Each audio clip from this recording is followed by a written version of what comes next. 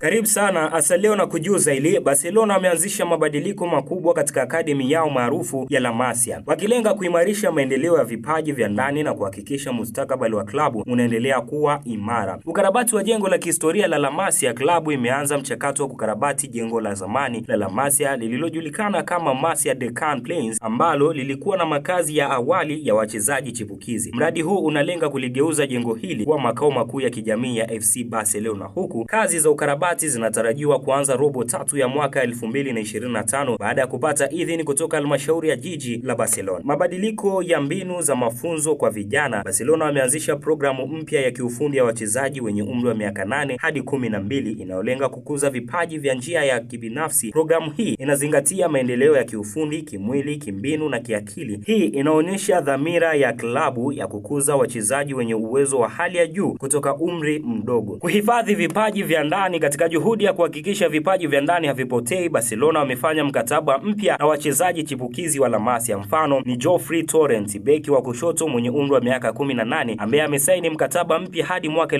2028. Torrent anachukuliwa kama mrithi wa Alejandro Balde, na licha ya kuamua kwa muda mrefu amerejea kwa nguvu na kuonyesha uwezo mkubwa. Kuenea kwa vipaji vya La Masia duniani. La Masia inaendelea kuwa chanzo kikuu cha vipaji vya soka duniani. Kwa mujibu wa utafiti wa hivi karibuni, Barcelona ina wachezaji 46 waliotoka La Masia wanaocheza katika ligi 5 bora za Ulaya, ikiwapita PSG na Real Madrid. Kwa ujumla, Barcelona ina wachezaji 81 waliotoka La Masia wanaocheza katika ligi 49 duniani, ikiwafanya kuwa watatu kwa kiwango cha uzalishaji wa vipaji duniani. Nikihitimisha kwa kusema kuwa mabadiliko haya yanaonyesha dhamira ya Barcelona ya kuwekeza katika vipaji vya ndani na kuhakikisha kuwa klabu inaendelea kuwa na msingi imara wa wachezaji waliokuzwa ndani. Ile kuandalia ni mimi hapa Hatib Chato.